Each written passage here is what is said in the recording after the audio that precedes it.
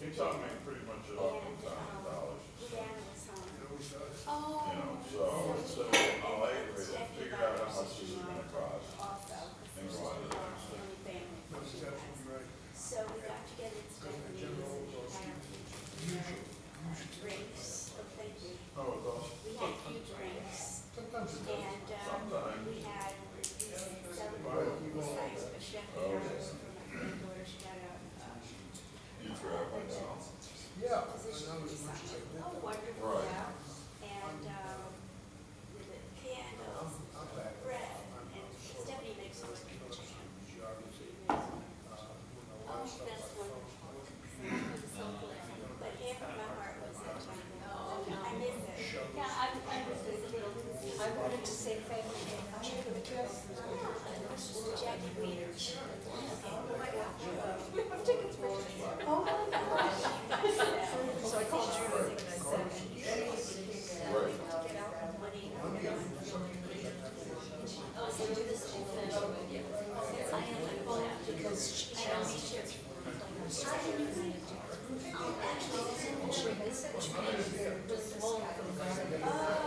okay. I was gonna say, Jason, you've been free up yours for it. I said, and the extra ticket that I have.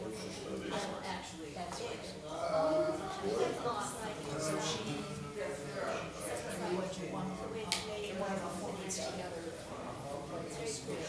I wrote that trip last year. She turned it the other, at least the other one set of tickets that I met. Well, she's so today, right? It's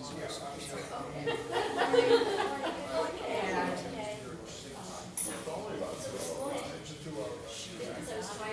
Someone gave me their number in the grocery store, and they left it on my phone, and I first lost it a month ago, and I found her in the messenger. Car. Is she? Yeah, right. She, I saw it, oh, I can find his number, and I turned, and I ended up calling me. Yes, like, you know, oh my gosh. She said, but I know, she didn't call me back, like, they just go to her. Right. See, I have to retract this, and I'm sorry. I turned my sound off. Yes, well, I'm here. And, I got my first Every laptop few days she used to go. last week. It's getting there, she has to go up there.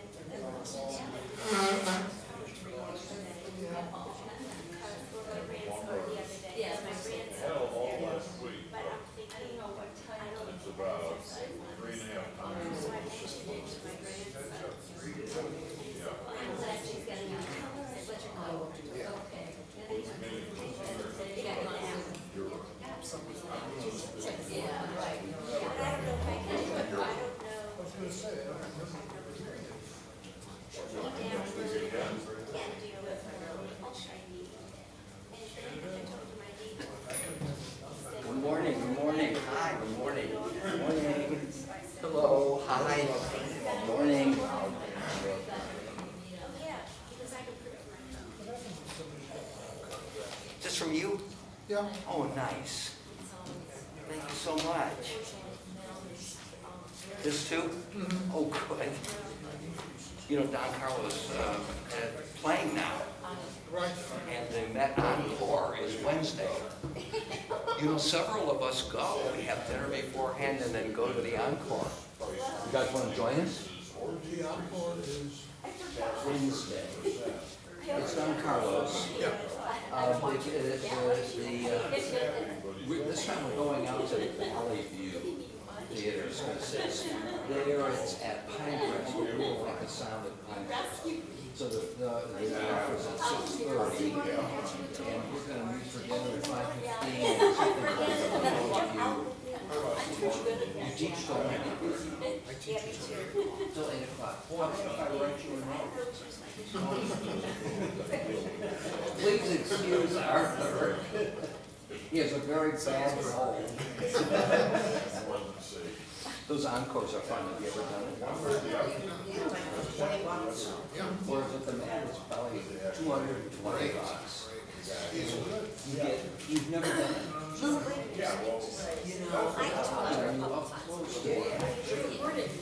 the intermission teachers are wonderful. Interview the principals, they go backstage, they see how the teacher does the costumes, they talk to the director. I mean, it's really an intimate look. We were in Chicago this past week, in Southern Tosca. That's an amazing opera, really. Oh my goodness gracious. And we saw also this new one, Fire Shut Up in My Bones, by the first black composer to also powerful. Really? Yeah. So we do this a couple of times a year with college friends. And it's a wonderful experience. You'll join us one Wednesday night.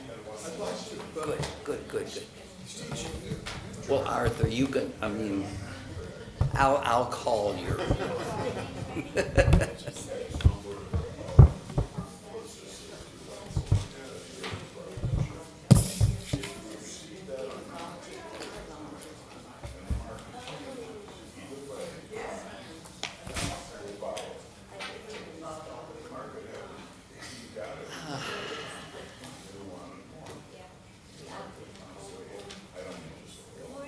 How are you? Shabbat Shalom to everybody. Shabbat Shalom. So nice to see all of you. So, gosh, it was really snowing hard an hour or so ago, wasn't it? I thought at most I would be the only person here. But we are the stalwarts, that's for sure. So nice to see everybody here, and it's so nice to know that so many of you are watching live stream. It's always wonderful to know this. And several of you write to me from time to time with comments or questions. I try to get back to you. I'm not sure I get back to every single message, but it's wonderful for me to know that you're watching and actively involved. So just a word here about the second most important topic for us over the years. I almost said first, but let's call it second. And that's bagels.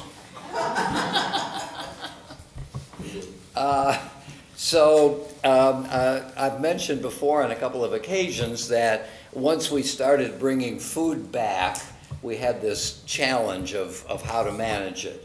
And we have arrived at a method, at least for now. And, I'm hoping that in the future, more and more people will come back, feel comfortable coming back. But in the meantime, it's been clear to me that we can't follow our accustomed pattern of sending sign-up sheets around and having you sign up to sponsor either the bagel table or live streaming, or to sign up with Joan for taking your turn to pick up the bagels. It seemed too great a burden for those who are, the few of you who are here, and didn't know how to charge for live streaming. It was formerly that all of us who were here, from time to time, we all live streamed, so we took on the responsibility of sponsoring them. And I don't think we can really do that now. So the staff is picking up the bagels every other week. We're freezing them for a week. We'll see how that goes. If we run out or you have some concerns about it one way or another, you'll let me know. But bagels still cost what we're going to be saying. I don't know exactly if this is right. It was we charge $35 a week and also $15 a week to sponsor live stream. And that was managed very, very nicely and without really any problems at all.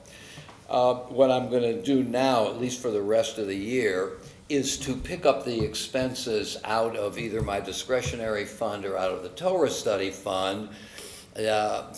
So what I'm asking for is contributions to the Torah Study Fund, if you're so inclined, Any amount will be appreciated.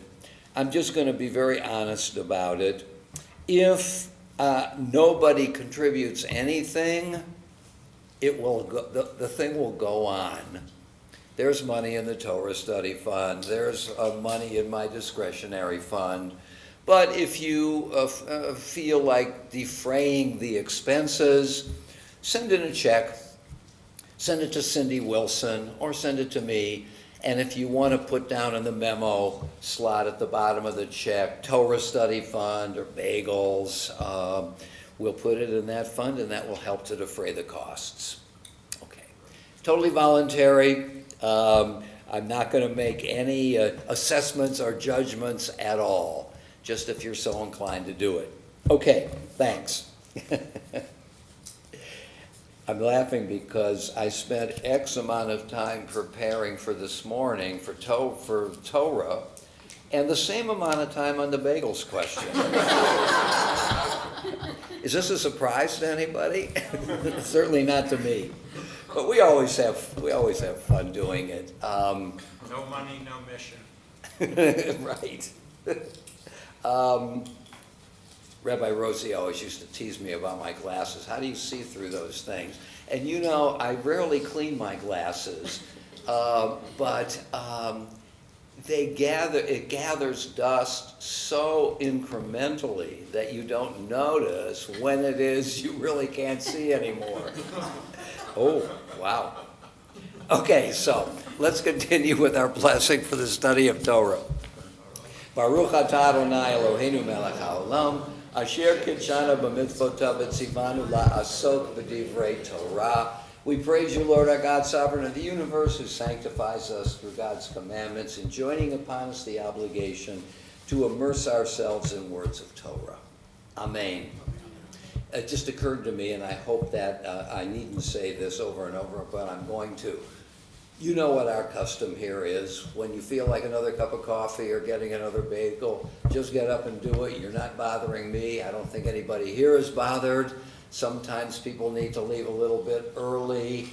Don't feel at all that that's a problem. So glad that you're here when you can. Sometimes you need to come late. It's not a problem. So feel free to move around. Okay, so what we're doing is we're trying to summarize a bit this issue, which for Kant, Immanuel Kant, is his second question. What ought I to do? Remember again, what can I know? What ought I to do? For what I can hope? And what does it mean to be human? And we've been spending several weeks on the question of ethics, and last week we had, I think, a very robust session on a couple of paragraphs from Alan Middleman's A Short History of Jewish Ethics. And what I want to try to do today is push the summary forward. In my more reckless days, I would say we're going to finish it up this morning. Now I'm just going to say push it forward. And next we'll get to the question of hope. For what can we hope in terms of biblical literature. So what I want to do is I want to start with a very interesting passage from this book by John Barton, Understanding Old Testament Ethics. It's natural for him to use the word Old Testament. He's a Christian theologian and pastor. Nobody has any objection to that whatsoever, although lots of academics are beginning to call them the Hebrew Scriptures in order not to presume a theological issue, right? I'm wearing my old shirt today. What does that tell you? I have a new one. Otherwise, I wouldn't call this my old one. And we might presume that new is better than old. New renews old. New Testament is better than Old Testament. Old Testament connotes a New Testament and therefore has a kind of theological underlay to it. I don't mind it at all, but that's the issue. So I want to read from Barton on page 8 and 9.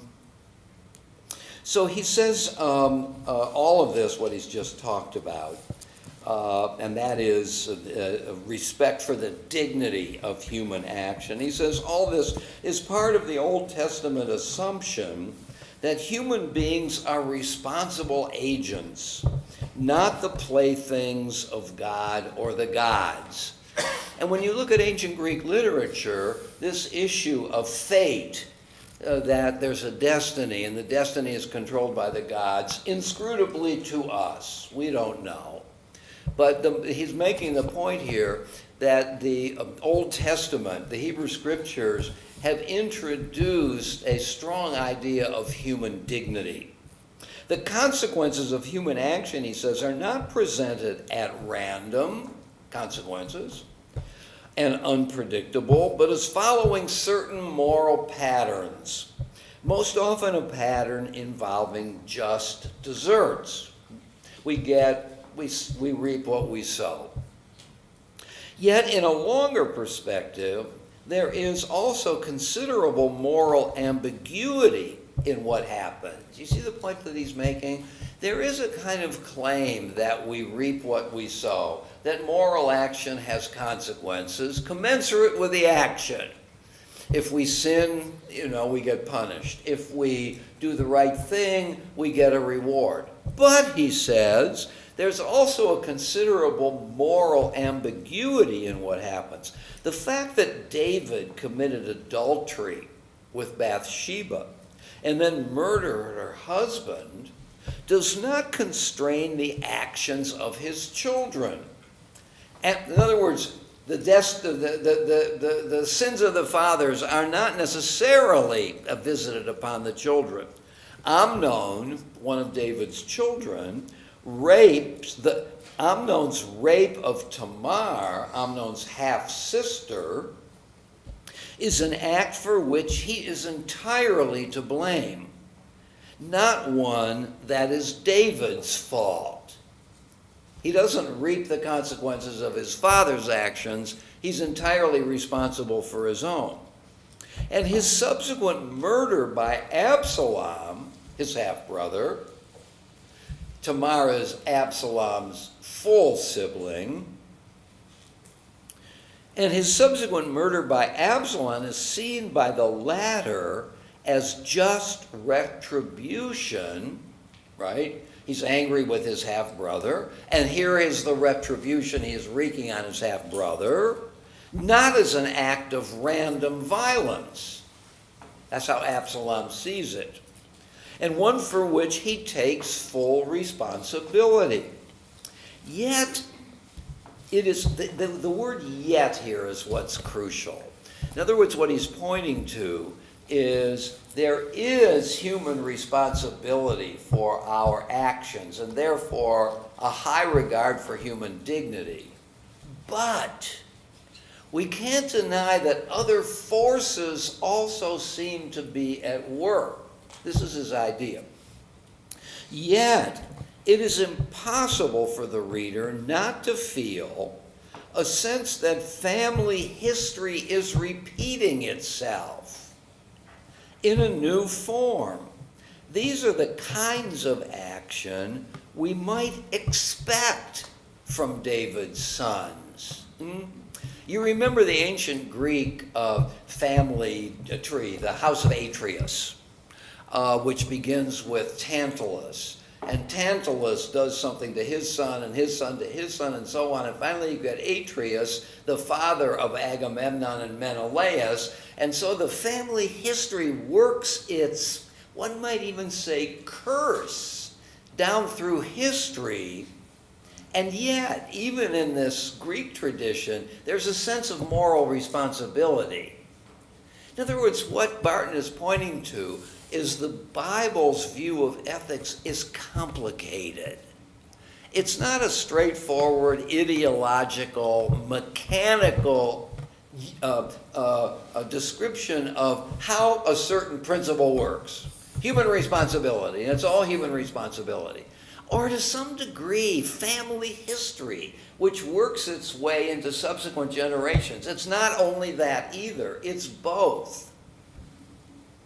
Yet it is, I'm going to read this sentence again, and it is possible for the reader not to feel a sense that family history is repeating itself in a new form.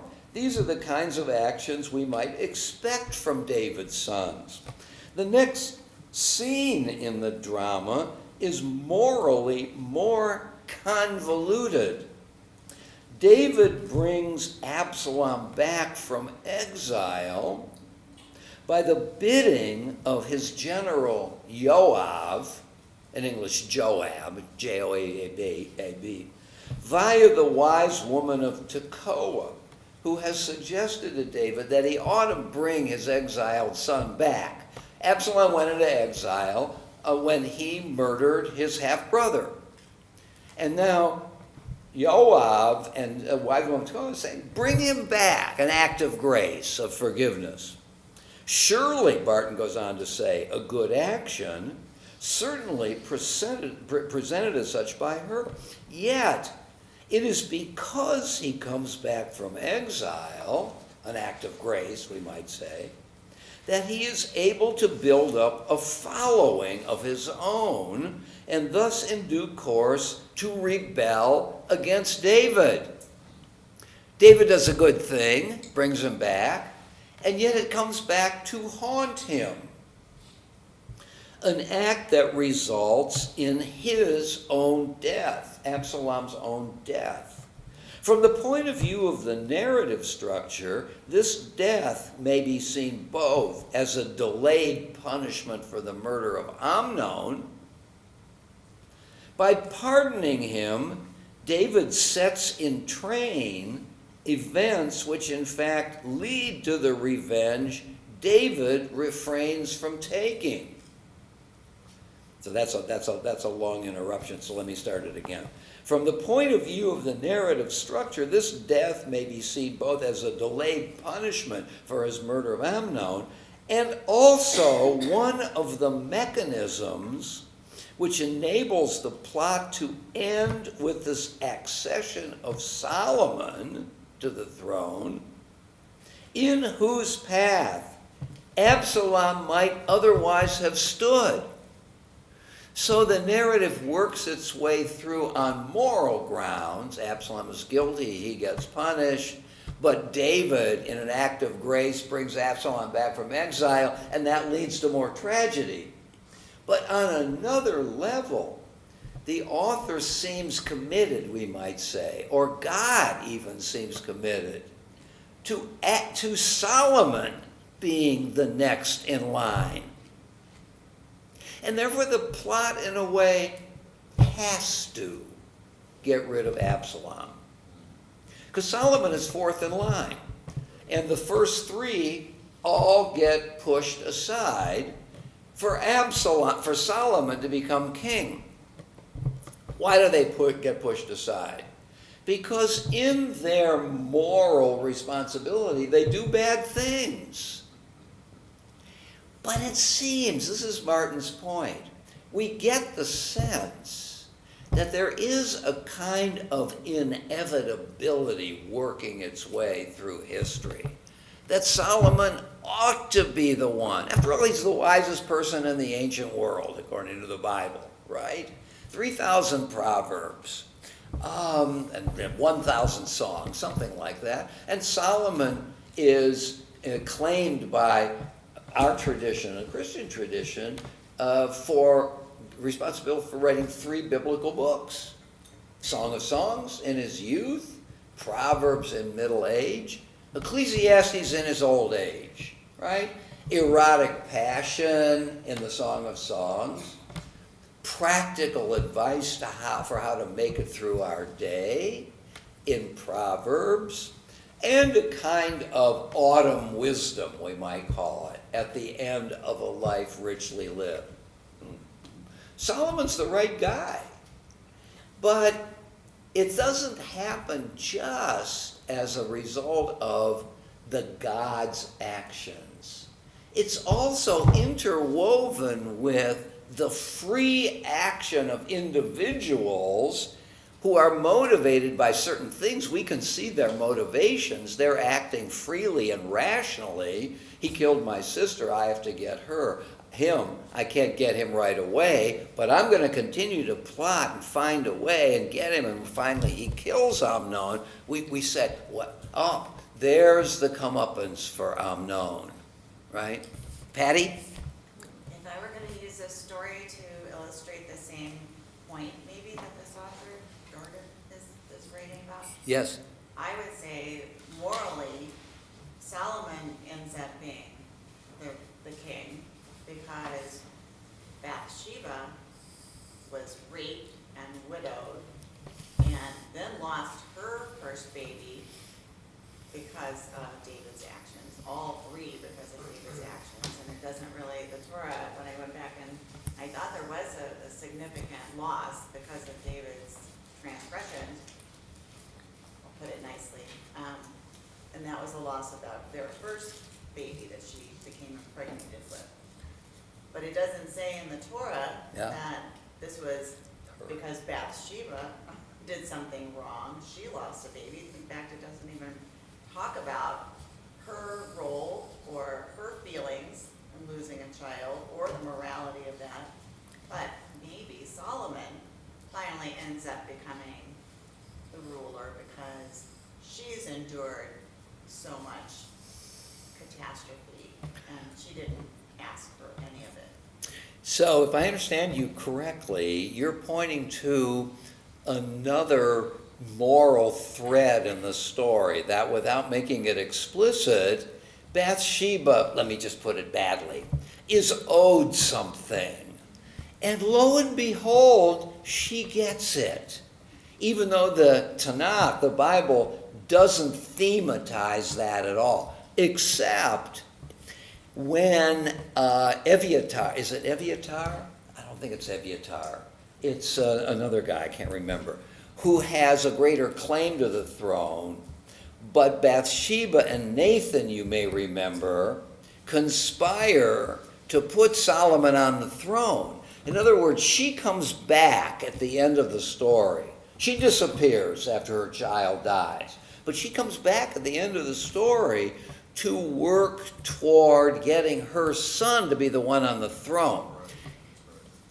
That hardly, because there's a second point I want to make, that hardly undermines the point, Patty, that you're making, but it's interesting that without being explicit, the biblical author may have some recognition of your point, that she still has something owed to her, and though she has to work hard for it at the end, she gets it. It's her son who gets put on the throne. Here's the other thing I want to say about your point. There's an interesting article by whom? One of my favorite authors, by the way. And that's anonymous to me. We often see when we read Anon, that who is this guy? The title of the article is The Infinities of Torah, meaning there's an inexhaustible depth or number of interesting, cogent readings of the Torah. And we and our commentators might have gotten to some of them, but there's always more. And I think, Patty, your interpretation is yet another one that Barton doesn't deal with, but it's certainly a part of what he's talking about. Some moral logic, as well as some force that is different from moral logic. That's the point that he's making. So I think that's a lovely... Right, there's a wonderful article about Ahab, maybe the most reviled of all kings, Ahab and Jezebel. And the name of the article is Being Fair to Ahab. Let's try to see it from Ahab's point of view. In other words, when I first read that, I thought, my gosh, I never thought of that. But that could be thought about, too, on the basis of the story. So great, yeah. Yeah, I'm Then not sure that Bathsheba... Say that again, start again. I'm not so sure that Bathsheba is, to some extent, guilty of starting all this by bathing naked, where she knew that David would see her, and then subsequently she would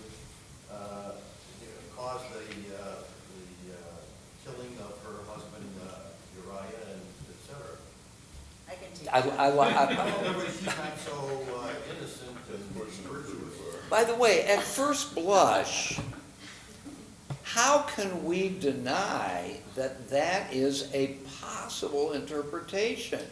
There is some evidence for it. She goes up on the roof. Her husband is away in war. Maybe she's trying to take advantage of the situation.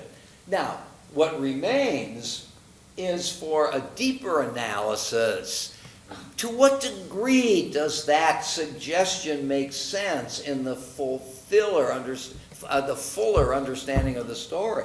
But here's what both of you have done. You've put on the interpretation agenda possibilities. And, if I said, well, I think that Uriah is to blame for his own death.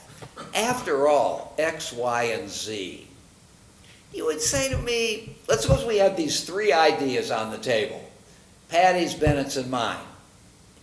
You wouldn't treat mine with the same interest that you would Patty and Bennett's.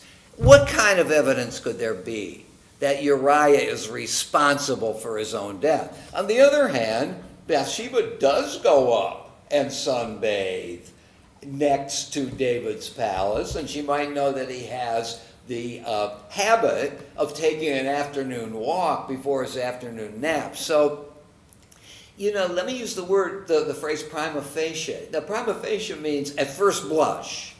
It's got some cogency at first blush. Greg Maddux is the greatest baseball pitcher of all time. I don't know that I could justify that, but prima facie, it's an interesting idea worth pursuing. On the other hand, I might say, Sam Zoldak is the greatest pitcher of all time. Anybody heard of Sam Zoldak? Sam Zoldak was a pitcher for the Cleveland Indians in 1948. If I said Sam Zoldak, you would say, oh, come on. Do we really have to think about that one? There's nothing prima facie compelling about it. So, what we're in the presence of are interpretations that have some initial cogency and therefore worth pursuing. Whereas some interpretations just don't have any legs, so to speak. Vivian. I have a lingering question, if you'll indulge good. for a minute. And I think it may go back to the infinities of interpretation here, but I would like at least your definition of categories here between history, creation story, history, mythology. Yeah. And then with that topping of our tension between philosophy in all and ethics in this. You want me What to? is the difference between a creation story and a myth, for example? And are we not in this big soup of it all? No. Well, that's exactly where. Too early to say our session is over. I could have said, well, I got to run. Yeah. I'm sorry, but it's just. Yeah. I have a simpler question. Wait a minute now. Let's Maybe that would help. let's try a little bit. I don't know. It's hard to straighten out. Certainly in Greek literature, we know what mythology is. It's the life of the gods and what they are doing. Legends are the lives of heroes, human heroes. That's a pretty good working definition. What is history? Now that's the problem. I'm working towards something here. I don't know where I'm going, but I'm getting on the road. Henry Ford famously said that history is just one damn thing after another. Nobody picks up a pen and puts it to paper just to list all the things that have happened. Every historian has some kind of point of view, right? you can write an economic history. History is really the workings of economic principles, and I'm going to show you with a lot of evidence how that is true. No, history is basically the workings of geographical difference. Why is it that England was able to develop the principles of democracy and the power of the people centuries before anybody got to it?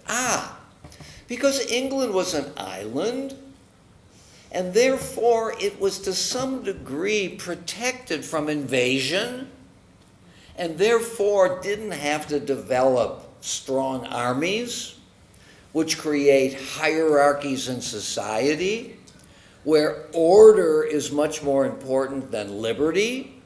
If you're going to be attacked tomorrow, free speech has to be limited for the protection of the realm. What accounts for the history, the development of America? Geography. The Civil War, if one wanted to say, what is the central cause of the Civil War? I think the answer plausibly could be the expansion of the West and the question, should slavery follow? Nebraska.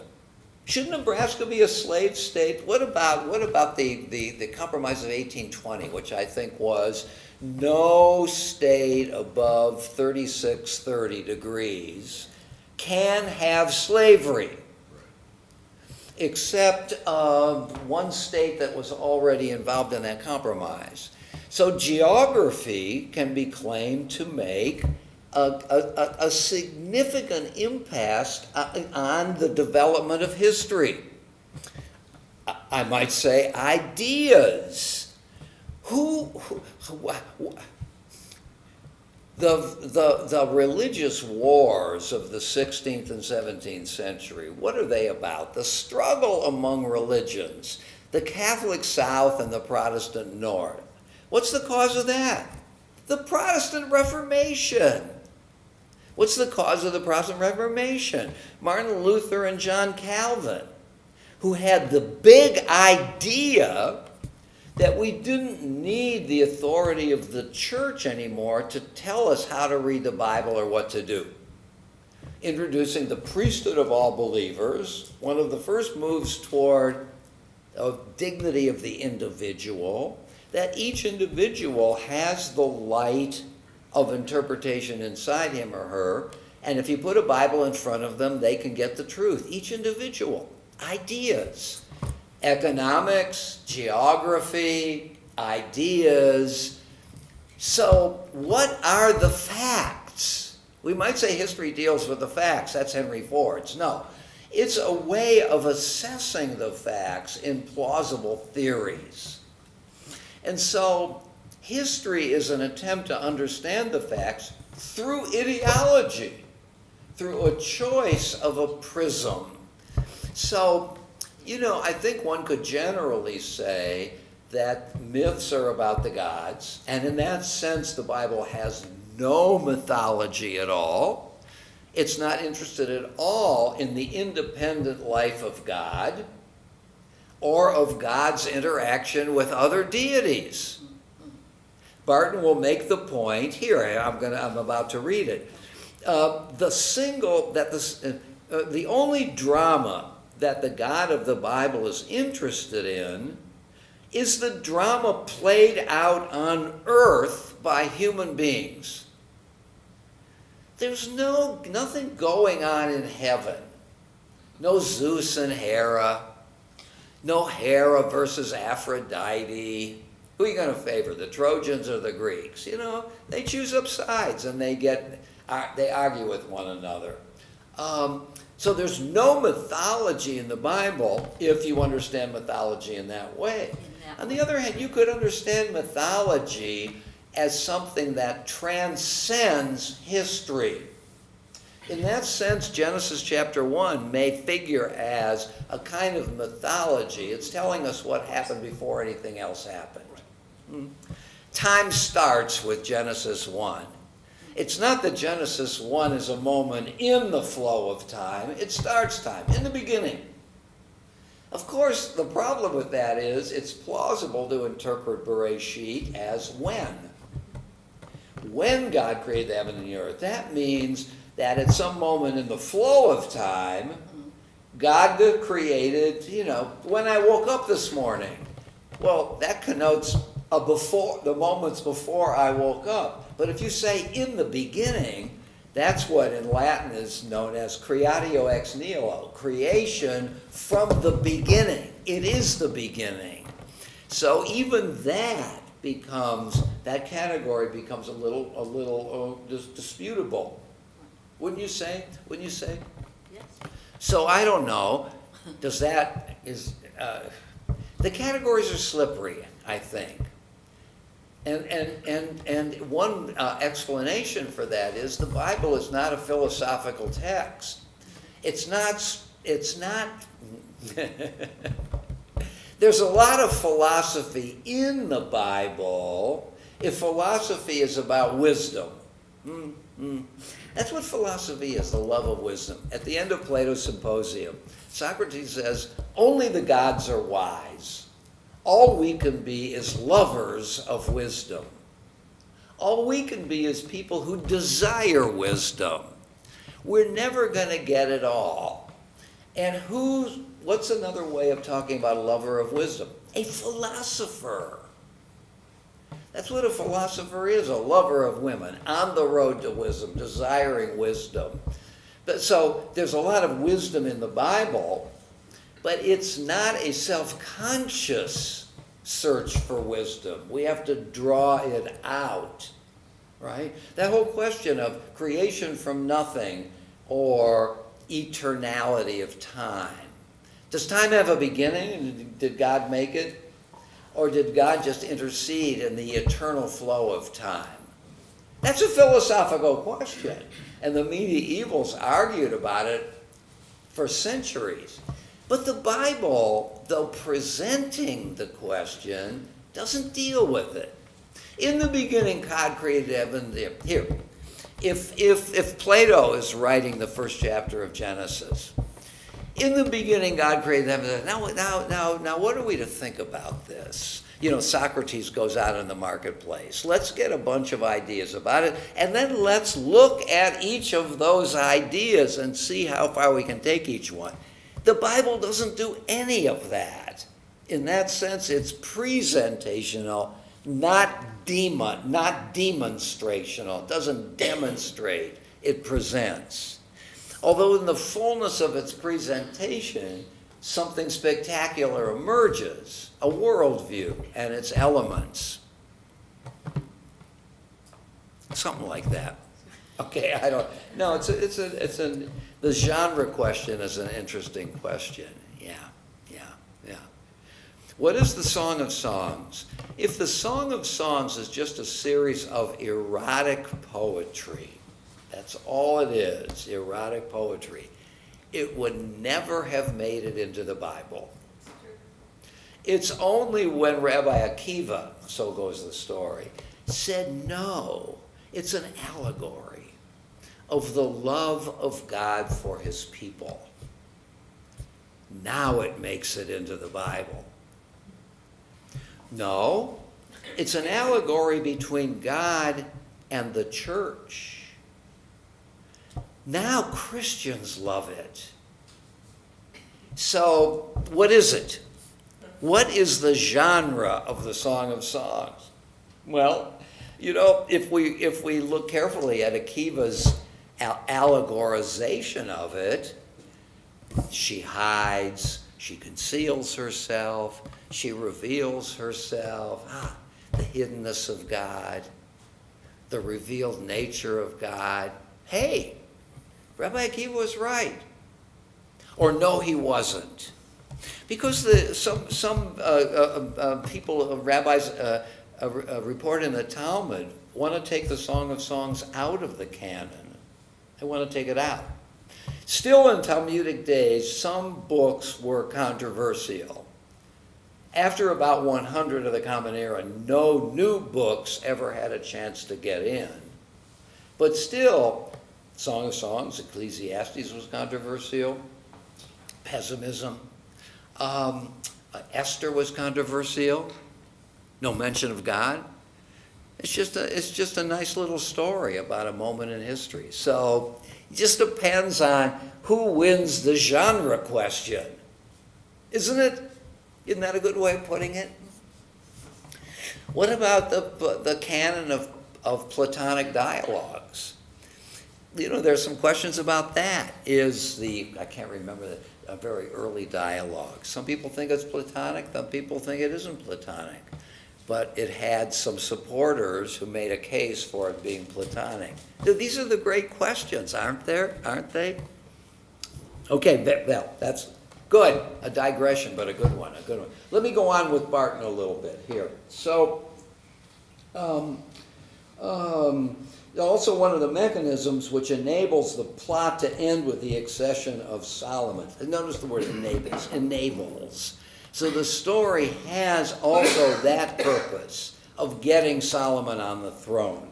Even though Penny would say, yeah, but couldn't also enable Bathsheba getting some credit for this? Or she is being rewarded for good action or overcoming the punishment which she seems to have experienced by the death of her first son, in whose path he, Solomon, might otherwise have stood.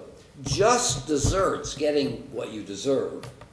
Here mingle inextricably with inscrutable divine providence and unintended bad consequences of good acts.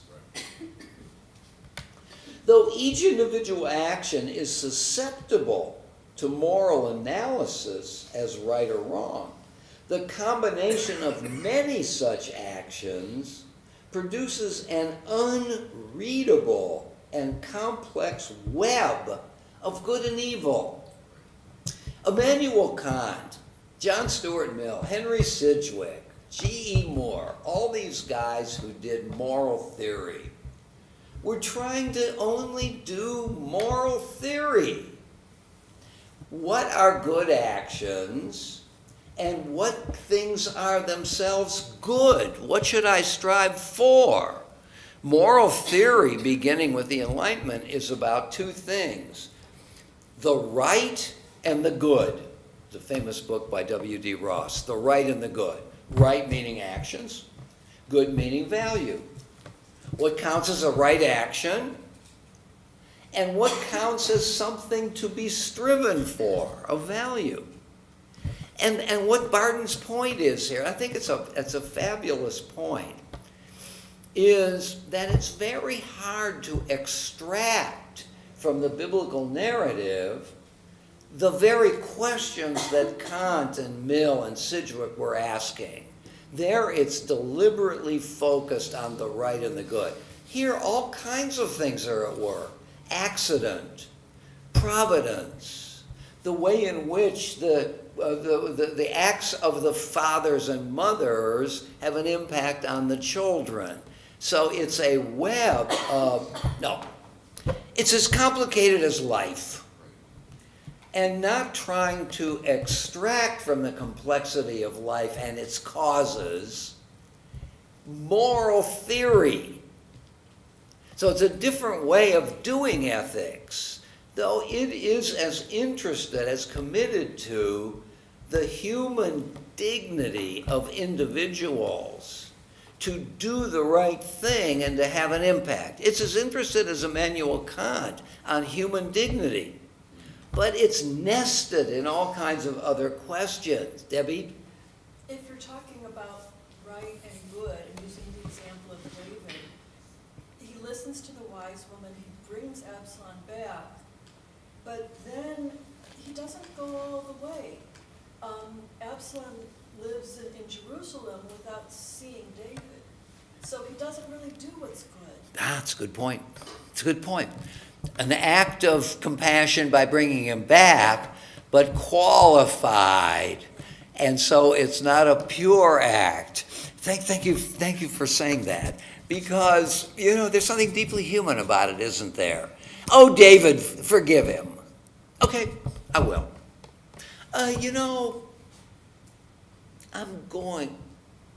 He's my son. I'm going to bring him back. When you bring him back without negative emotional remainder. Not sure I can do that. I can bring him back, but you're asking me to forget all that he has done to me and all that he threatens to do? So this qualified action of David has a kind of personal verisimilitude about it. It seems right, yeah?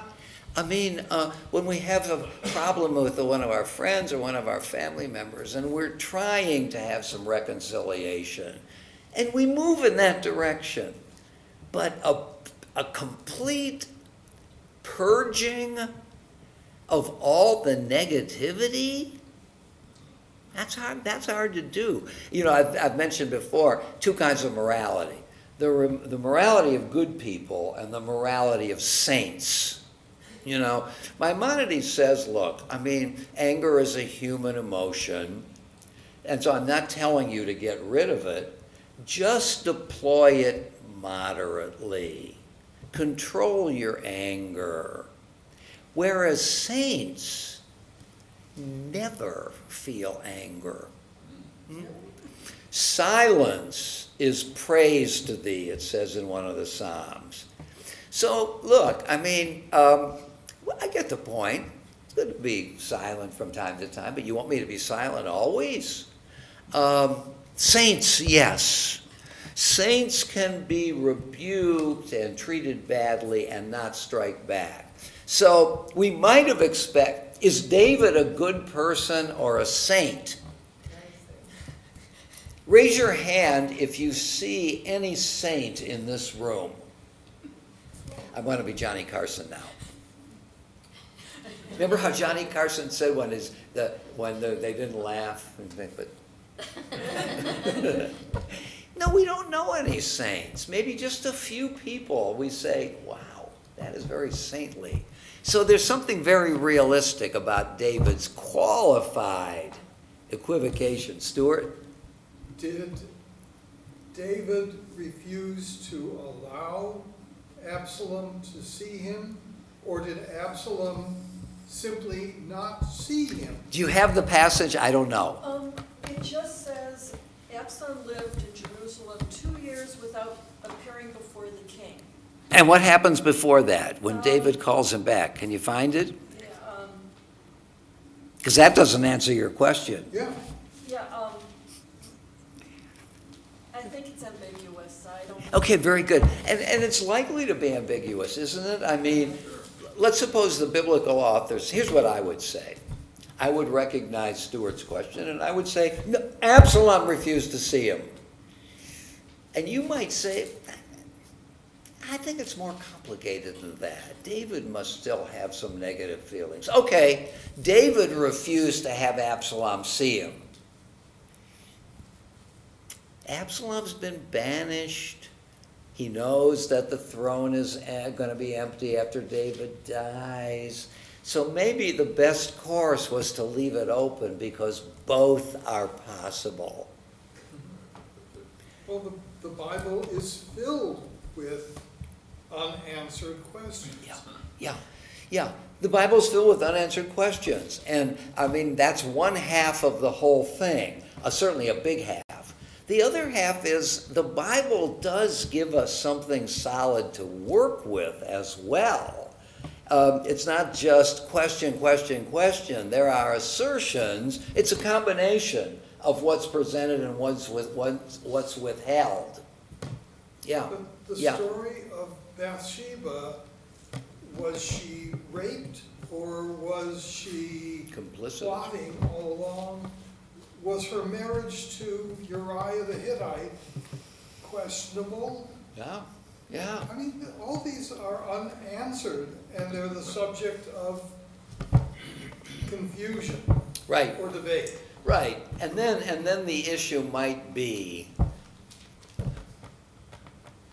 on what questions does something larger depend? Yeah. Some questions are just, I'm interested.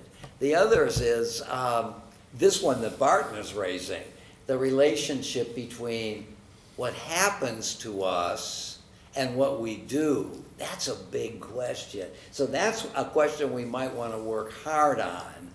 Other questions are questions, but so in a certain way, it depends on our view of the Bible in general to know which questions are worth pursuing. We're getting a little bit into a quagmire. Jim?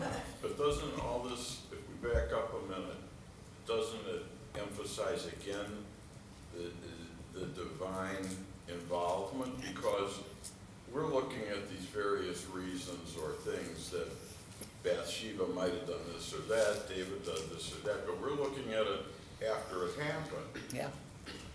Now think about this for a minute.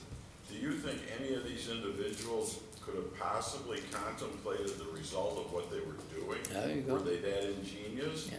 No, they were pushed by the divine to do whatever they were doing. I mean, that seems to me a more plausible explanation because, I mean, I don't see how, let's say Bathsheba did either one. She promoted it or she was the victim. Either way, how could she possibly know what was going to develop because of it? Well, those are two different questions, aren't there? Aren't Yeah. they? What's the moral quality of her action? Did she know, did she not, just to put it simply? And secondly, what were the consequences? Of course we don't know the consequences. You know, Immanuel Kant would say the quality of the action resides in the action itself. Whereas John Stuart Mill, a utilitarian, would say, no, you can't assess the quality of an action until you see its consequences. Yeah, but what I'm saying is, regardless of her motivation or non-motivation, there had to be some divine pushing for her to do whatever she did, because otherwise she couldn't possibly have figured out what would result. No, that's true. Well, I wouldn't go so far myself and to say that God pushed her into an action. What I'm saying is there's some kind of design here. Well, that's right. That's what Barton is saying. That really there's an overall interest by the author. Let's just say getting Solomon on the throne. Right. If that's the only thing on the author's mind, it becomes too narrow a story. The story is too rich for only one interest. I think he's interested in personality and character. How do we act under pressure? Let's go back to Barton for just a little bit. Okay, so though each individual action is susceptible to moral analysis as right and wrong, that's an important thing. The combination of many such actions produces an unreadable and complex web of good and evil. The moral simplicities of the Chronicler, the author of 4 biblical books, we might say, 1st and 2nd Chronicles, Ezra, and Nehemiah, in some way. The moral simplicities of the Chronicler, by the way, what the Chronicler, the book of Chronicles, goes back over the story, tells the story of David, but eliminates the whole Bathsheba episode. The Chronicler is cleaning up David's act, and therefore is much less profound an author than the author of these stories. Isn't it true? These stories that we're talking about are novelistic in their complexity. The moral simplicities of the Chronicler, for whom good people do good things and are rewarded with good fortune, and bad people do bad things and are duly punished, is lacking from these earlier narratives. The Old Testament moral vision is thus more complicated than it might appear. Certainly more complicated than most people think it is. Basic to it, I have argued, is a certain concept of human dignity, in which the choices human beings make really matter. They are not God's puppets in a theater whose... Paris goes to the house of Menelaus and takes Helen, his wife. But we know from an earlier myth that when Paris made a judgment in a beauty contest, he favored Aphrodite, who promised to give him love. Well, here it is. He has love for Helen, and he abducts her, and that starts the whole Trojan War. They are not biblical characters, God's puppets in a theater whose audience is other divine beings with their own concerns to which humans are irrelevant. They are instead partners, human beings, with the single God in the only drama God is interested in, the drama played out on earth by created beings. This concept gives the human race both a greater glory, dignity, and a greater responsibility than it usually had in the cultures that surrounded Israel, ancient Near Eastern parallel cultures. It is not subject to random divine acts, and hence need not live fatalistically. Fatalistically means, you know, what's going to happen is going to happen. And there's nothing I can do about it. We need not live, according to the Bible, fatalistically. On the other hand, in other words, human dignity. On the other hand, human beings are accountable for our own sins, which cannot be laid at the door of some malevolent divine power. Flip Wilson, remember Flip Wilson? The devil made me do it. Hence, both the hope and the fear we encounter in the prophets. Hope, because good moral choices are worth making. They are not nullified by an indifferent universe containing malign powers who snuff us out at will. And I have a famous quote from King Lear here. Here's the quote from King Lear. As flies to wanton boys are we for the gods. They kill us for their sport. As flies to wanton boys. Let's kill that fly. That's what we are to the gods, according to this understanding. That's not the biblical understanding, at least as Barton is saying it. Our actions are not nullified by an indifferent universe containing malign powers who snuff us out at will. But there's also fear, because wrong choices ensure bad consequences and the anger of a God who cannot be bought off. But alongside its high moral tone, the Old Testament is also aware of the ways in which even good human actions can go sour. I pointed out earlier the key word yet. Yeah, moral accountability, yet. Here the key word is but. Yeah, moral accountability, and we really have high dignity and status, and we're not going to be snuffed out by capricious gods. But alongside its high moral tone, it is also aware of the ways in which even good human actions can go sour, as reflected in the realism of its classic narrative texts. These texts achieve a certain tour de force, combining a belief in God's moral government of the world and the importance of good human judgment with Ecclesiastes' awareness that time and chance happen to all. That's the moral force. It's able to keep three balls up in the air at the same time. Let me say it again. Combining a belief in God's moral government of the world, one force. The importance of good human judgment, we're responsible. Plus, what's Ecclesiastes? Oh, some book we might find on the shelf. No, it's a biblical book. It contributes to the Bible's overall worldview. combined with Ecclesiastes' awareness that time and chance happen to all. Who are the central players in this tour de force? There are three of them.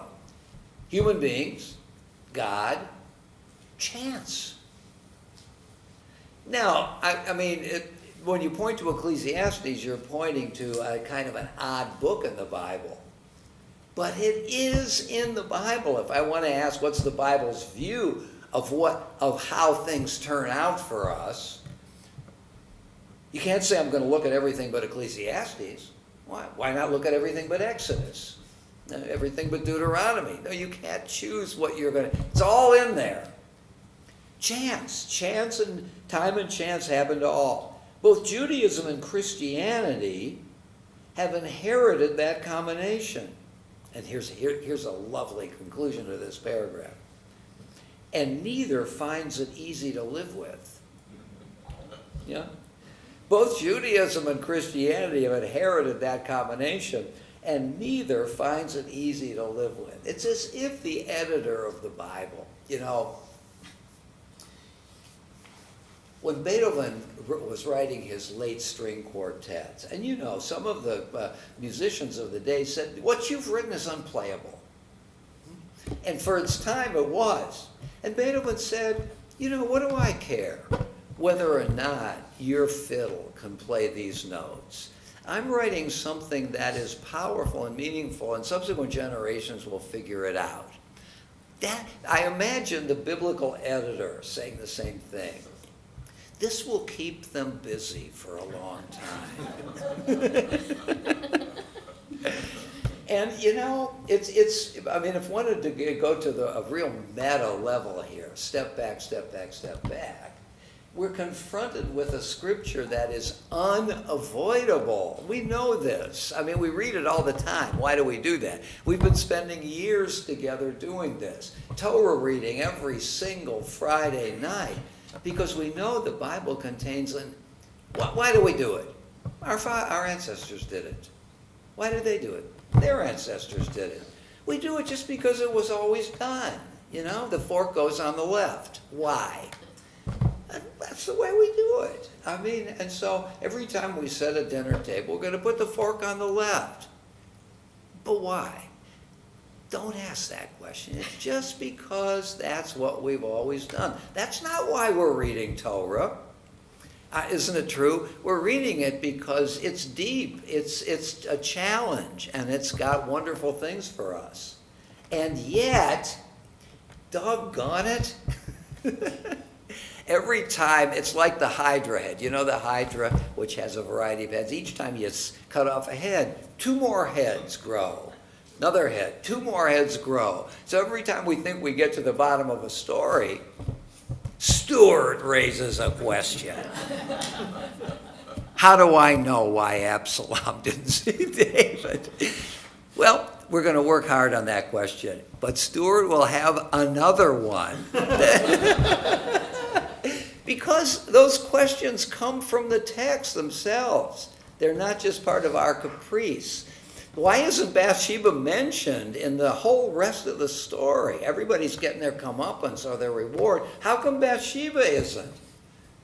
Patty didn't make that question up. That question comes from the text itself when we read it. It shouts out at us. Bennett's question, well, when she went up on the roof, what was her motivation? That comes from the text. The reticence is one of the great attributes of the biblical author. Not saying everything that could be said. Malcolm? I'm left then with, both from Barton as well as from the Bible, questions, but no answers. Well, would you say no answers? Honor your father and your mother. Don't murder. Yeah, don't murder. So God's laws and our laws say killing is against the law. Right. And yet, in the biblical story, as well as in modern day, we look at circumstances where that law, it's permissible. Yeah. It is we deem it not immoral and not immoral to kill. No. I think that's a wonderful rejoinder. You make me sorry I bring up that example.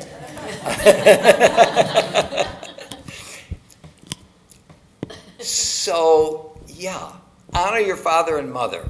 You could say the same thing about that. What does it mean to honor, and so on? So I think, Malcolm, your point is, once the guy up front tries to give you something that's an answer, your response is, as all of our responses, yeah, okay, it's a kind of answer, but it doesn't tell us anything because it all depends on circumstances and how we understand murder. Honor your father and mother. Does that mean do everything they say to you? Well, that's not what Rashi says. Rashi says if your parents tell you to disobey a commandment, then you don't have a duty to honor them. You have a duty to reject what they tell you, because both you and your parents are obligated to do God's will. So what could we say about those two examples? Let me try it. Let me try something out.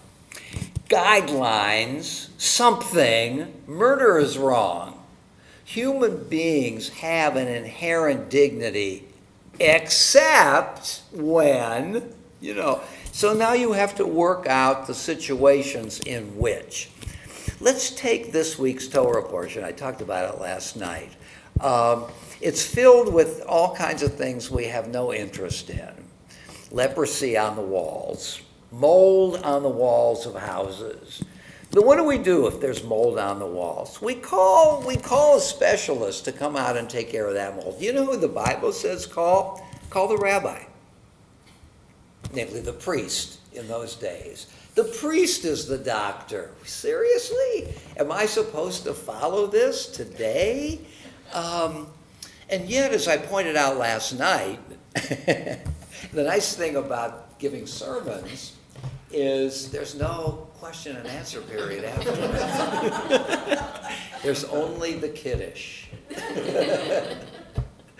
There's something exhilarating about it, but also this is richer, of course, but it's worthwhile to present something now and then. What are the topics dealt with?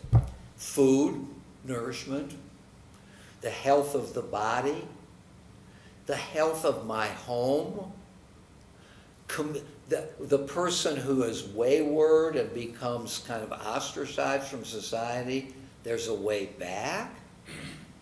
There's a way of reintegrating this person in society. These are really important ideas that have perennial applicability. It's not that the particular ways they do it have applicability, but so in some sense, that's what the Bible is pointing out to us, what our concerns are. I use the analogy which just occurred to me at the moment of was a baseball analogy. In early baseball, at the end of an inning, you know what the outfielders did with their gloves? They just threw them on the ground. They didn't take them into the dugout. And so Mickey Mantle's career was limited because he tripped on something in the outfield at one point. Now,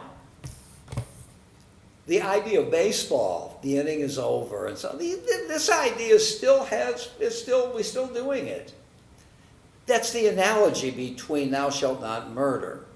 The same game is played, but it's played in different ways down through history, just as what counts as murder is going to change. So I think that we're not just left with questions, we're left with, if not specific answers to specific questions, certainly a very strong outline, don't you think, of some way of being human? Oh boy. No. We're not saints. That's right, and we're not saints. But we get guidance from the Torah if we want to, how the individuals, Isaac and Rebekah dealing with their two children, Which is the child who's going to carry on the covenant? That's pretty clear, isn't it? It's Jacob. It's not Esau. If Esau, the eldest, wins, then the tradition is in trouble. Even though to get to the right person involves deeply suspect activities on the part of the winner. But isn't it clear that Jacob, that this is a lesson about the transmission of covenant and its perplexities, that you don't want to put it in the hands of those who don't care about it, but only those who are willing to care about it, even though it sometimes generates problematic means to get to the end. That's a big problem for Scripture. Patty? So even if we assume the biblical view allows us some guidance, that there's enough in there that we can make choices about the right things to do in specific circumstances in our lives, the deeper question for me is motivation. We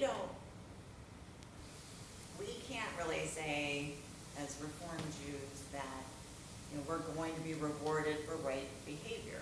That's not what we're supposed to be motivated by, rewards, right? Unlike the tradition I was raised in. Mm-hmm. But on the other hand, you have to, in the face of the chance and the time that we're subject to, we have to find meaning in making those right decisions, not because of reward or punishment, and not because we think we'll be safe from getting cancer or losing a child, or like horrific things that happen to people who could make good choices their whole lives. Right. So the deeper meaning for me is that motivation. I appreciate the guidance, but where in the biblical view is the reason to do that, or even Kant? Wouldn't you say, well, Kant gives us a good reason. The motivation needs to be pure, and it can't be reward and punishment thinking at all. It's all motive. Don't you think that the Bible, at least through analysis, gives us a map of possibilities? You've created that map just now a little bit. I mean, I can think of it doing the right thing for its own sake. I can think of it in terms of reward and punishment.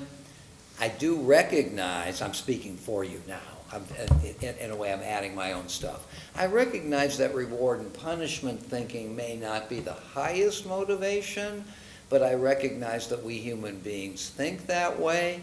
Should we try to wean ourselves from reward and punishment thinking and focus only on the act itself? In other words, do I compromise the moral quality of the act by thinking about consequences? So don't you think that upon analysis, the Bible offers us a map of possibilities for us in our dignity to try to make operative? With the guidance of people like Maimonides, who wants to say, and we read this a couple of weeks ago, just as a math teacher needs to draw circles on the board to talk about the nature of a circle, everybody recognized that no perfect circle has ever been drawn on the board. In a way, it's a device that helps us get to the right thing. As for Maimonides, doing something for the sake of reward is a device to help us get to clarity on the true motive should be doing the right thing in its own sense and not for reward. So there's a concession to human nature, while also, according to Maimonides, a use of that concession to help us become clearer about the value of the act. From which I might say, if doing the act depends for me on reward and punishment, I never know what the right thing is. If I'm doing it for its own sake and can recognize that just the doing doesn't mean I'm going to get good stuff, in a sense, I've got something nobody can take away from me. let me call it integrity.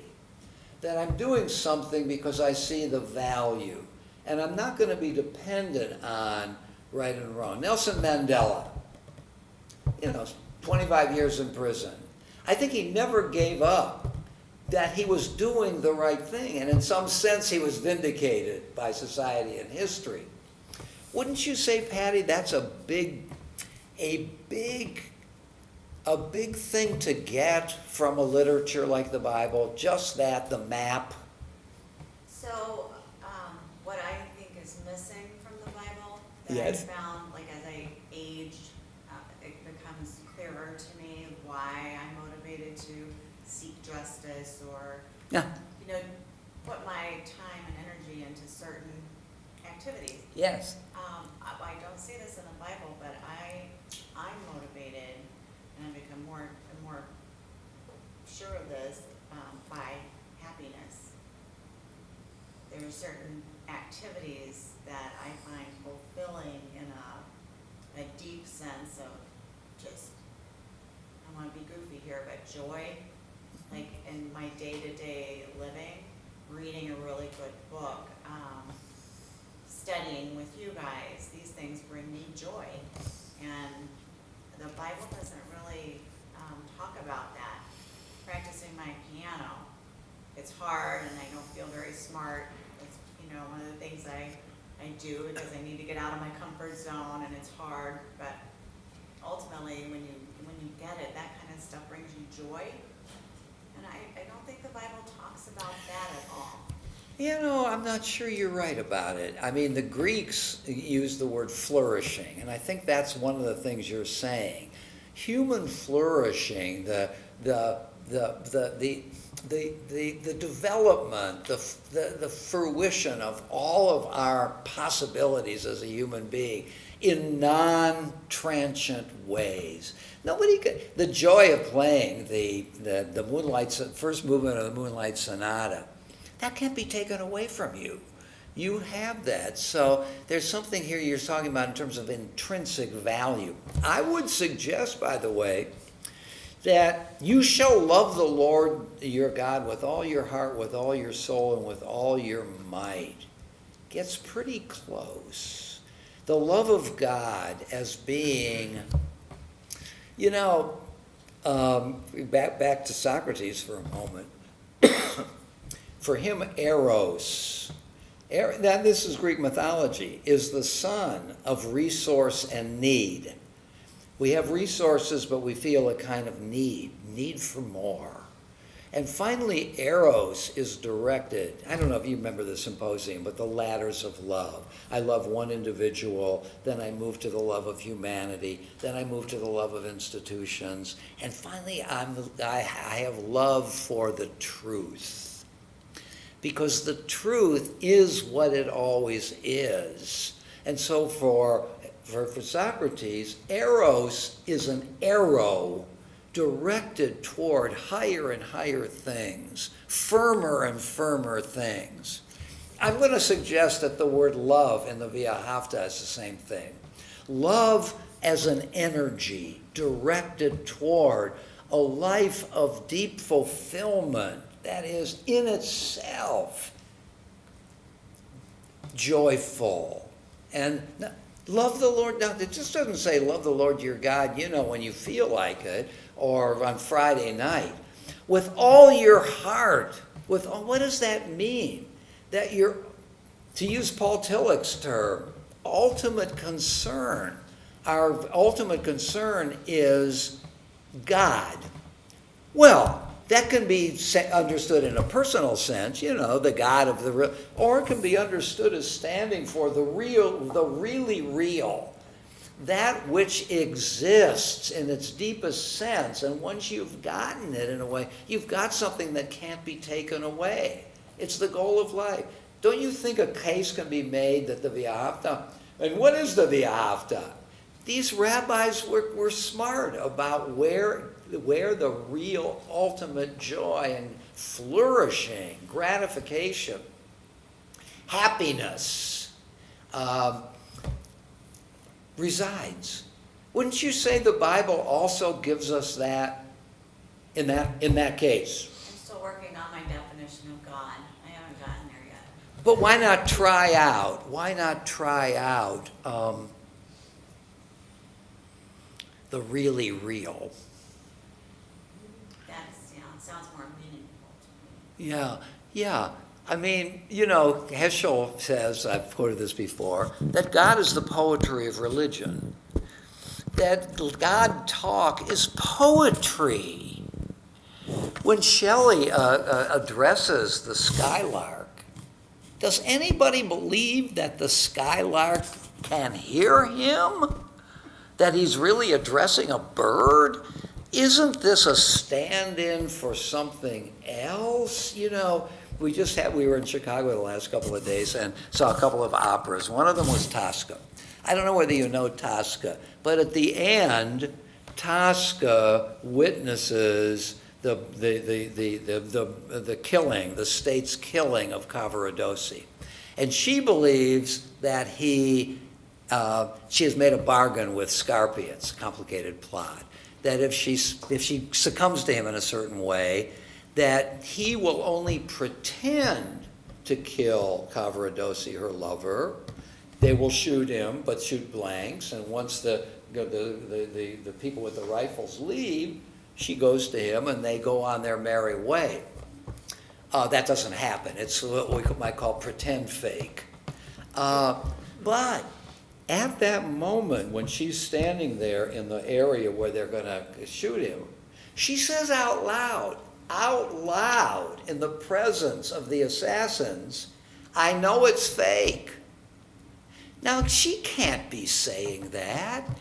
What Puccini is doing here is he expressing in this language a thought, a feeling. In other words, the plot is something of a mask for emotions that stir underneath. Opera's a very artificial medium, but in terms of the plots are oftentimes very problematic. But the emotions that they express are not problematic. And that's what I want to say about God Talk. God Talk may be the way of, in a shorthand way, getting to what God Talk is all about, that everything is not relative, everything is not subjective, values are not merely cultural phenomena. There are the eternal verities. There are things to strive for in life that are more real than other things. And not only are more real, but give us more satisfaction and pleasure. And I think that the Bible's God Talk can be understood in that way. I wouldn't say that that's what the Bible means. How do I know what the Bible means? And people that believe in a personal God who actually hears prayer, that's fine with me. I just don't believe it myself. I have another way of believing it. Wouldn't you say, I'm not trying to, that when you have God in your system, you have something very deep in your system, something that's worth striving for throughout your life. It's not just a matter of, it's true today, but it's not true tomorrow. Something like that. Well, so, my goodness, yeah. Phew. Okay, so my so-called summary is 4 fairly dense pages long. Last week we did this. Today we did this. Now we have this and 3 more pages to go. And maybe we won't do it. Maybe it's time to move on a little bit. Well, let me take a poll. My feelings are not involved here at all. I'm willing to do either. How many would like to continue with the ethics kind of summary? Wow. How many would like to move on to hope? Both. All right, why don't we spend a little more time on the ethics? You may not find the rest of it as exciting as I think we found from these two guys. I mean, isn't the Barton really great? Opening up some really important issues about the nature of this enterprise. Okay, so next week let's make a goal for next week. To the bottom of the page. Can I say one thing on Bathsheba's? Say that again? Can I say one thing on Bathsheba's side? Yep. From the text, 2 Samuel chapter 11. Yes. Starts out that David's not even supposed to be there. Yeah. It's a season of war. He is supposed to be out there with his men killing people. And the bathing issue shortly thereafter, she's actually using a mikvah because... Well, that's an interpretation. Well, it does say she had just purified herself after her period.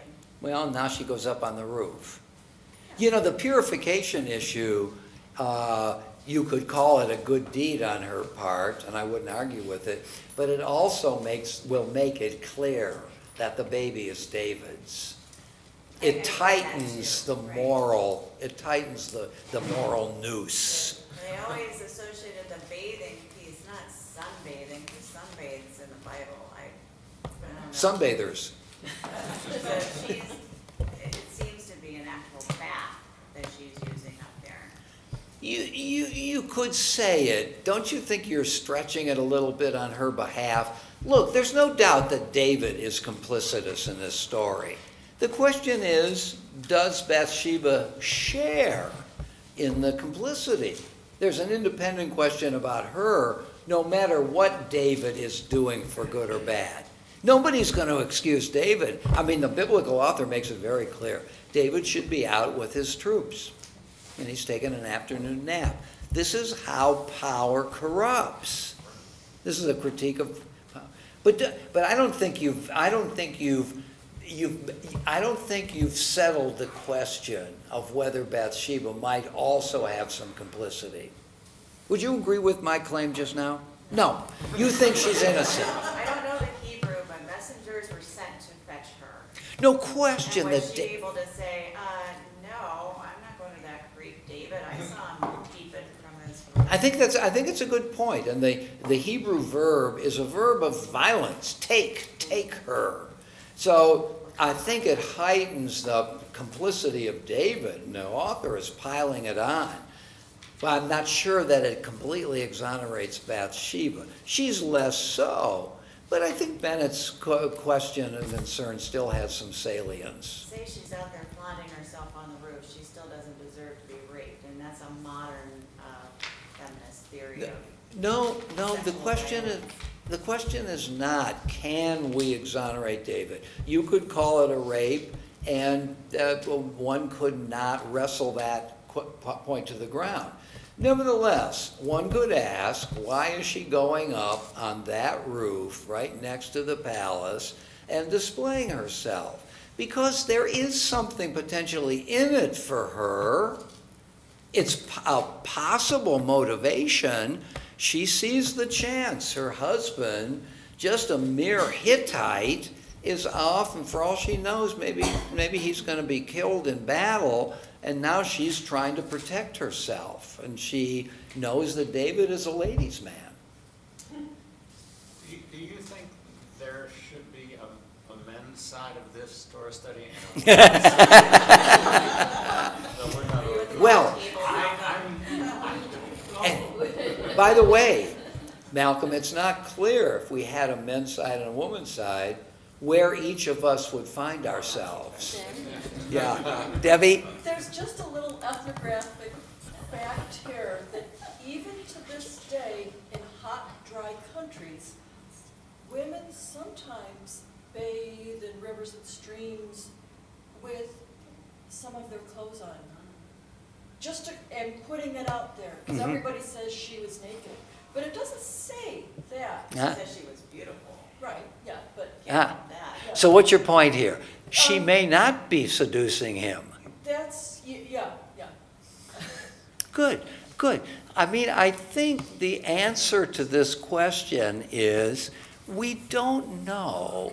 We don't know, do we? I mean, motivation is hidden here. And in the Bible, in its laconic form of description, doesn't really tell us a lot of things. The only point that I think is worth making is the question is a real one. There is something there that makes the question askable.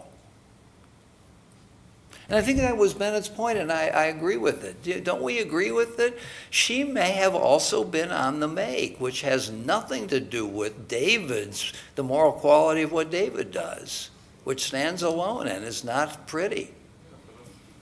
Yeah, Jim. But up until recent times, and even not so much now, if I read history correctly, most of the time, the blame for any of that situation has always been on the woman. Yeah, right, exactly. And I think that's also what Patty is resisting. Here's another example of where the woman is getting the blame. Yeah. And if that were the case, I would say, of course. I think it's much more complicated than that.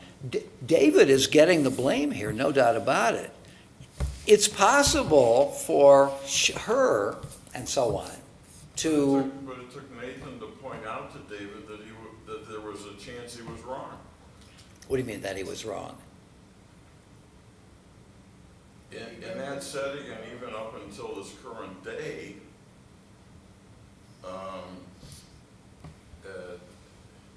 in many parts of the world, the female is chattel. She's property. Yeah, yeah. Her emotion and her legal rights don't exist. So therefore, it took Nathan to point out to David. You mean in his parable, Yeah, the lamb issue? yeah. Definitely. Yeah, David treated Bathsheba as property. I mean, can there be any doubt about that? But let's say there are two questions here. David's complicity and Bathsheba's complicity. Let's put David's complicity aside. It's unequivocal. He's a monster here, let's say it. There still remains the other question, I guess. Stuart. I think Serna put it the best way. History is a bunch of things that never happened, told by people who weren't there. Don't bet they weren't there, yeah. This story of whether it's Bathsheba and David or Abraham and his wife Sarah. Right. Calling her his sister. I think Tolstoy said, of course he said it better than I'm going to, that if I were concerned about the facts of the Napoleonic Wars, I never could have written War and Peace. I mean, no novelist was ever there. Yeah. And it didn't have, Raskolnikov never existed, except he exists in all of us. That's what great literature does. It takes the particular and universalizes it. Don't you think that's true? So the question is, does the literature, I think the fact-fiction distinction is basically uninteresting. The question is it profound? Does it touch me?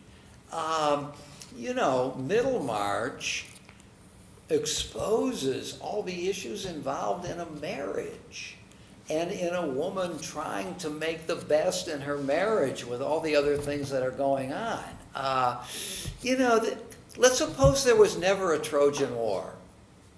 Okay, I'm going to bring all my Homer and I'm going to throw it in the trash. I mean, who could not read the Iliad or the Odyssey, or for that matter, Joyce's Ulysses?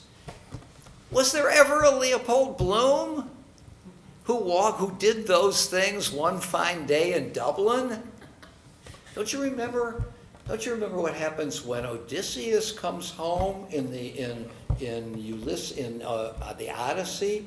And he sees the suitors, and he slays them ruthlessly? Now, what Joyce has done with the Odyssey, with Ulysses, is he's mapped the 20 years of the Odyssey into one day. And when Leopold Bloom gets home at night, analogous to Odysseus getting home to Penelope, and he sees on the sheets his wife is sleeping, the outlines of Blazes Boylan bodies. He suspected throughout the day that Molly, is going to have an affair with Blazes Boylan. And he sees it. This is the moment of the suitors in the Odyssey. And what does Bloom say? If you have the Odyssey, the Ulysses, you ought to go read it. Basically, he says, look,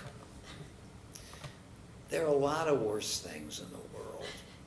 And he makes a big list of all of the things that could be a lot worse. And he loves Molly. And he doesn't want to blow up the entire relationship just because she's had an affair. And so he forgives Blaze. He goes on with life. Now, I mean, this is a key moment. Was there ever this moment in history? Did this ever happen? No, but it is. There's something very universal about it, isn't there? When confronted with a deep dilemma, what do? Do you blow up the enterprise, or do you find a way? Now, I'm not saying that Bloom's choice is clearly the right one. I think it's also ambiguous. Is it reasonable that he wouldn't be ticked off and maybe not speak to Molly for 3 weeks or something like that? So Joyce has made a choice about how to treat that. But he redoes Homer's Odyssey in trying to move from vengeance to forgiveness. Even though it never happened, it's a challenge to us, isn't it? About when we feel a betrayal. Do we nurse our resentment forever, or do we find a way to move on? Why? Because human beings are flawed and fallible. And I'm going to tell you a secret. Human beings are frustrating. Even when we look in the mirror, they're frustrating. Yeah. So, I don't know. History schmistery. Maida? May I ask a question that is far afield from this, but something... You mean unlike all the other questions? You made the comment before that I really hadn't heard this way, which was that the story of Esther is not part of the Bible because it doesn't mention... It is part of the Bible. But it's not part It was controversial by the rabbis who decided to include it. because there was no mention of God, but there was a lot of mention of her religion and Mordecai's religion. Was that not considered to be a relationship with God, with Judaism? And why You could is say, that in their argument? you could say so. I mean, there's a question here about when they're in deep trouble, how are they going to get out of it? And there is a verse in chapter 4, I think, that if we think hard enough, help will arrive, help will come, something like that. And the rabbis, I think this is the right way to say it, saved the book of Esther because they thought that was an allusion to God's appearance. And I think the question here is, when God's people is in deep trouble, is God totally silent? Well, no, I understand that. But that's a very radical thing to put into your scriptures. I think it is a problematic book in the sense of God's providence, which is one of the main themes of the Bible, that in time of duress, God will respond. Maybe not the way we want, maybe not in a timely way, may take a long time, and so on. So I think that's the issue. The issue is not, do people worship God, but is God active? In the book of Daniel, God has receded from history. God is called the Ancient of Days. Worshipped, but not active or presence. In a way, it's a developmental idea. Parents have a big role in the life of their children. And we recede a little bit from being active in the lives of our children as they mature and become increasingly autonomous. And that's that idea about God. God is very active in Genesis and Exodus and so on. As the Bible moves on, God recedes and human beings take over, just like what parents want from their kids. But not as much as we get. What do you mean not as much as we get? The receding from, we don't always want them to be as non-involved as they often are. Oh, the parents. Yes. Of course. That's a parent's prerogative. All right, next week we'll continue on page 1 of my outline. Shabbat Shalom. Stuart, thank you for this. Shall I get this back to you? No. Oh, yeah, right. And this is the Italian version, I want to make sure that I have which is the only one I really know. I watched a part of it, I know I had. I didn't understand it because it was in Italian. Okay, yeah, no, sorry. I don't believe, Okay, You generate. because when I get I through think the Italian is, delicious period that I'm going to. Oh, Italian with Italian sometimes. Yeah. Yeah, they Coffee did. with you, or whatever. That'd be great, that'd be Or great, you'll yeah. come to my house and help me celebrate that I'm in. Oh my goodness, when do you think that's? Oh, that's Mexico, that's in. No, that's right. Oh, good, okay. Okay, done. Where do you live? We're in Chagrin Falls. We're not far. Yeah, no, that's, Sorry? You know, we always have new carpet off-white, and I called the people who were supposed to clean the grounds of the bath. Oh, no. Totally ruined, wasn't even 24 hours old, not even 24 That hours is old. so, And I have been 3 weeks every day talking to them. I have the opposite problem. Excuse me, not teacher training. I can't write it So I down have told fast. them, most Okay, good. That's better. come in, you Yes. know. Because there's